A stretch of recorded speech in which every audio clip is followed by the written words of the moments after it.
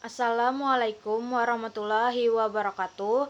Perkenalkan, kami dari kelompok 8 mata kuliah perencanaan pembelajaran dengan anggota Muhammad Joko Santoso dengan NIM 1810-1253-135, Sari Rahimah dengan NIM 1810-1252-218, Safa Tunisa dengan NIM 1810-1252-230, Rina Rusiana dengan NIM 1810-1253-237, dan saya sendiri yaitu Noralia Ratayanti dengan NIM 1810-1252-214. Jadi di sini kami akan mempresentasikan tentang penilaian autentik dalam pembelajaran. Sini saya akan menjelaskan terlebih dahulu tentang pengertian penilaian autentik. Penilaian atau asesmen adalah suatu kegiatan untuk melakukan prosedur pengukuran atau kuantitatif melalui pengujian, pengamatan, pencatatan, dan pendokumentasian informasi secara langsung atau tidak langsung tentang peserta didik atau program. Di sini ada beberapa pendapat para ahli, yaitu yang pertama, menurut Trianto, beliau menjelaskan bahwa penilaian adalah suatu usaha untuk mendapatkan berbagai informasi secara berkala, berkesinambungan, dan menyeluruh tentang proses dan hasil dari pertumbuhan dan perkembangan yang telah dicapai oleh siswa. Yang kedua ada menurut Kunandar, mendefinisikan bahwa penilaian sebagai suatu proses dalam mengumpulkan berbagai data maupun informasi yang dapat memberikan gambaran tentang perkembangan belajar siswa. Yang ketiga, menurut M. Hosnan, menyatakan bahwa penilaian merupakan kegiatan guru yang dimaksudkan untuk mengukur kompetensi atau kemampuan tertentu terhadap kegiatan yang telah dilaksanakan dalam kegiatan pembelajaran. Maka dari itu, dari pendapat para ahli tersebut, maka dapat disimpulkan bahwa penilaian adalah proses pengumpulan berbagai macam data untuk mengetahui perkembangan tahap demi tahap pada proses belajar siswa. Gambaran perkembangan peserta didik sangat perlu diketahui oleh guru agar bisa mengetahui sejauh apa perkembangan peserta didiknya. Selanjutnya, penilaian autentik asesmen atau autentik merupakan suatu bentuk penilaian yang mengukur kinerja siswa. Kinerja yang dimaksud adalah aktivitas dan hasil aktivitas yang diperoleh siswa selama pembelajaran berlangsung. Kemudian, menurut pendapat beberapa ahli, yang pertama adalah Elaine B. Johnson yang menyatakan bahwa penilaian autentik pembelajaran ini mengajak para siswa untuk menggunakan pengetahuan akademik dalam konteks dunia nyata untuk tujuan yang bermakna.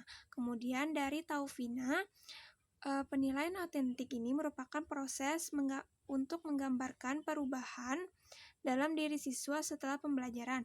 Dengan demikian, penilaian tidak sekedar pencapaian tujuan tetapi merupakan suatu usaha untuk memperoleh berbagai informasi secara berkala dan menyeluruh tentang proses hasil belajar siswa.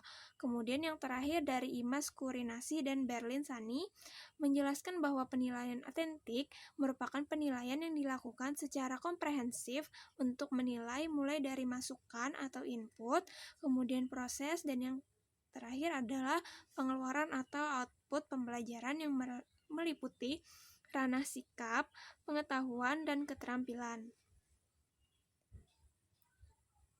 Kemudian, tujuan penilaian autentik menurut Kunandar, yakni yang pertama melacak kemajuan siswa, kemudian mengecek keterampilan kompetensi siswa, mendeteksi kompetensi yang belum dikuasai siswa, dan yang terakhir menjadi umpan balik untuk perbaikan bagi siswa. Kemudian, menurut Daryanto dan Heri Sujadro, yang pertama, tujuan penilaian autentik ini adalah menilai kemampuan individu melalui tugas tertentu, kemudian menentukan kebutuhan pembelajaran, membantu dan mendorong siswa, kemudian membantu dan mendorong guru untuk membelajarkan siswa menjadi lebih baik. Selanjutnya menentukan strategi pembelajaran, akuntabilitas lembaga, dan yang terakhir adalah meningkatkan kualitas pendidikan. Selanjutnya ada manfaat penilaian autentik. Manfaat penilaian autentik menurut beberapa ahli ada 3, yaitu pertama menurut Muller. Menurut Muller, manfaat penilaian autentik ada 4, yaitu yang pertama memungkinkan adanya penilaian kinerja yang dilakukan secara langsung untuk mengetahui hasil pencapaian kinerja peserta didik sesuai pelajaran yang telah diajarkan.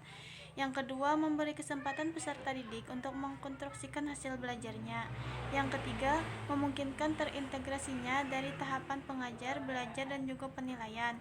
Yang terakhir ada memberi kesempatan kepada siswa untuk menampilkan hasil belajarnya, unjuk kerjanya yang mereka anggap baik. Yang kedua ada menurut Kunandar. Menurut Kunandar ada 5, yaitu yang pertama, mengetahui tingkat pencapaian kompetensi selama dan setelah proses pembelajaran. Yang kedua, memberikan umpan balik bagi siswa agar mengetahui kekuatan dan kelemahannya dalam proses pencapaian kompetensi. Yang ketiga yaitu umpan balik bagi guru dalam memperbaiki metode pendekatan materi belajar yang digunakan.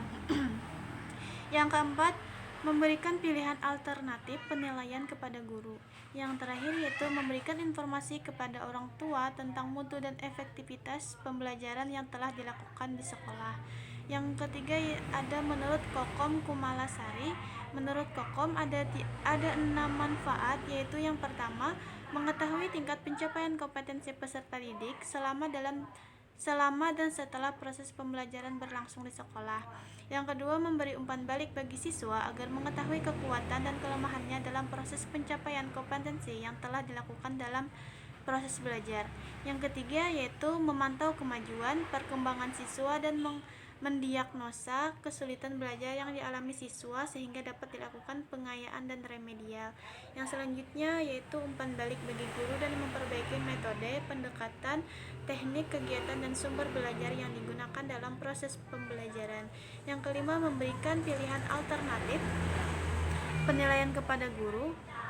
Yang keenam yaitu memberikan informasi kepada orang tua dan komite sekolah tentang efektivitas pendidikan yang terjadi pada sekolah tersebut. Jadi, manfaat penilaian autentik itu pada dasarnya adalah untuk mengetahui dan memantau kemajuan peserta didik, perkembangan belajar siswa, dan sebagai umpan balik bagi siswa dan juga guru sehingga efektivitas pembelajaran dapat tercapai secara maksimal. Selanjutnya ada hambatan penilaian autentik, yaitu yang pertama, guru belum terbiasa untuk melakukan analisis kompetensi dasar dan mengembangkan indikator. Yang kedua, guru belum terbiasa melakukan perencanaan penilaian.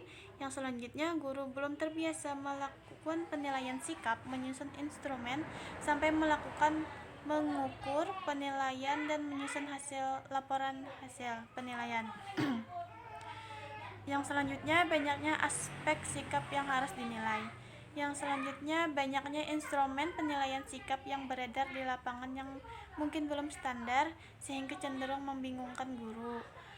Selanjutnya, pemahaman yang keliru terhadap penilaian sikap sehingga menimbulkan kesan merepotkan. Yang terakhir ada aturan penilaian yang terus berubah-ubah. Selanjutnya, keunggulan penilaian autentik.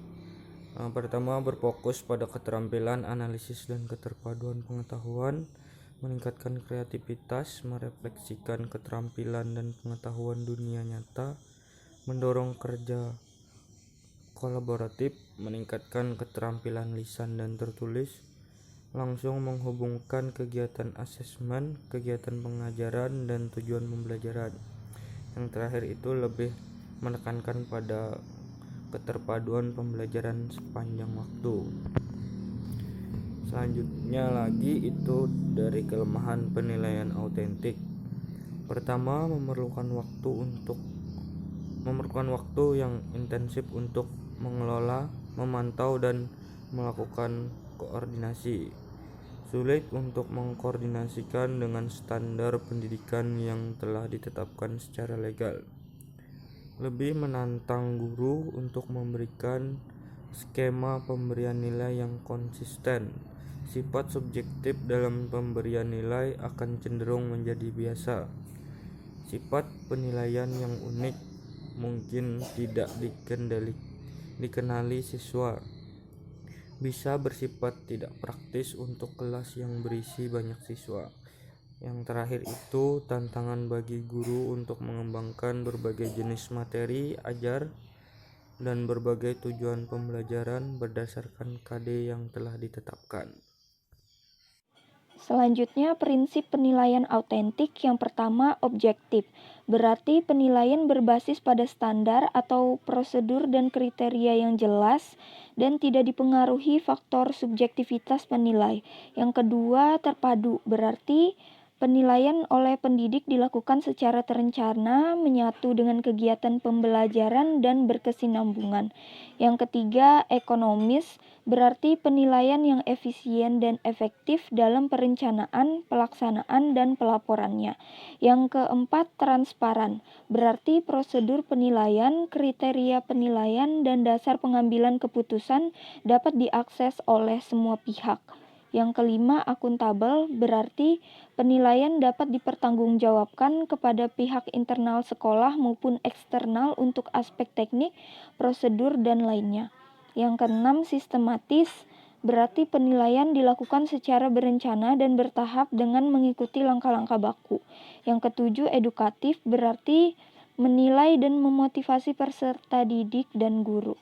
Selanjutnya, instrumen penilaian autentik. Yang pertama, penilaian kompetensi sikap, ada observasi, penilaian diri, penilaian antar siswa, dan jurnal. Yang kedua, penilaian kompetensi keterampilan, ada penilaian kerja, tes praktek, proyek, dan portofolio. Yang ketiga, penilaian kompetensi pengetahuan, ada tes tertulis, tes lisan, dan penugasan. Ya, terima kasih.